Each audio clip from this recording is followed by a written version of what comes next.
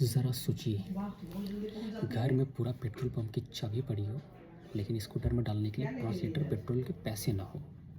बस दोस्तों, यही हाल है वेनेजुएला का।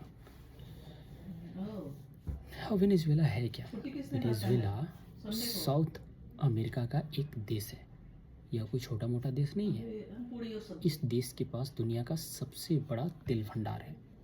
मतलब धरती के नीचे इतना तेल कि अगर सही से इस्तेमाल होता तो हर नागरिक आराम से कह सकता था भाई लाइफ ऑफ सीट है। लेकिन हकीकत, लोग रोटी के लिए लाइन पे खड़े हैं। तो आखिर ये सब सिचुएशन कैसे क्रिएट हुआ?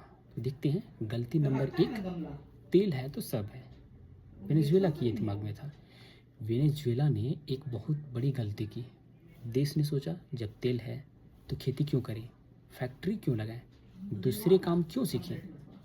पूरा देश बोला ऑयल ही सब कुछ है। चलो यहाँ तक तो बात ठीक है।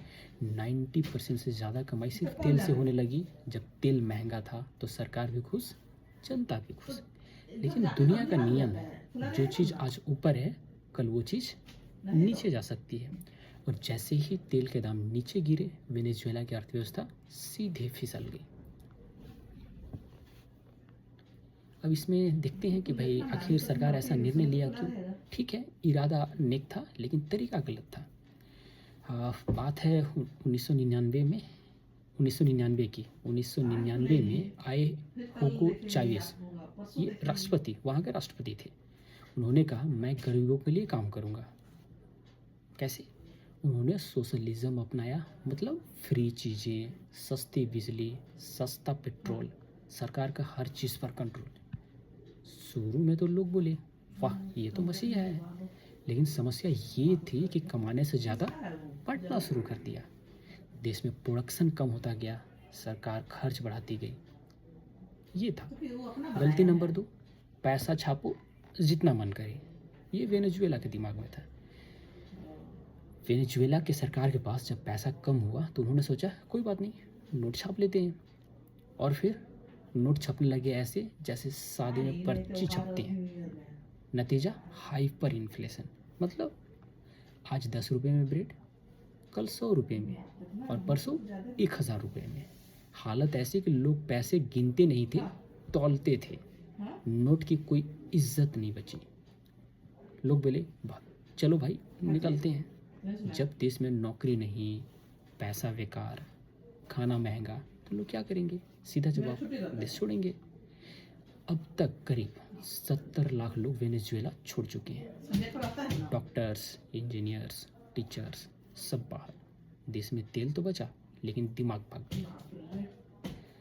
अब आता है अमेरिका की एंट्री। होता है वो भी बोलता है कि मैं भी कुछ बोलना चाहता हूँ। अमेरिका की एंट्री हुआ।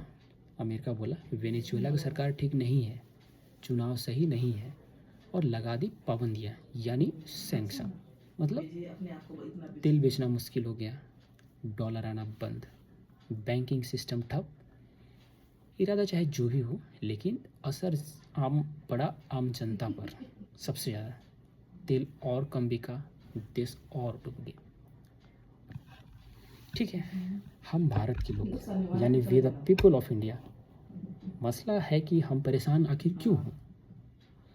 वो अब भारत बोलता है भाई ये साउथ अमेरिका में है, मुझे क्यों टेंशन। मतलब वेनेजुएला ये साउथ अमेरिका में है, मुझे क्यों टेंशन। तो सुनिए, असर नंबर 1, तेल की कीमत। जब वेनेजुएला जैसे देश से तेल की सप्लाई कम होती है तो दुनिया में तेल महंगा होता है। भारत तेल बाहर से खरीदता है, तो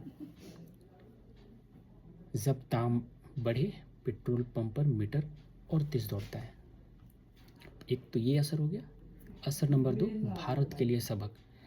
भारत समझ गया है कि सिर्फ एक सेक्टर पर देश नहीं चल सकता। इसलिए make in India, manufacturing, digital economy, ताकि कल को कोई ना बोले कि हम भी वेनेजुएला बन गए। लेकिन अमेरिका ने जो मैंने कार्रवाई की है वो केवल दुनिया वालों को ही थोड़ा सा जो है तकलीफ़ नहीं दिया है, उन्होंने खुद को भी चोट पहुंचाया है।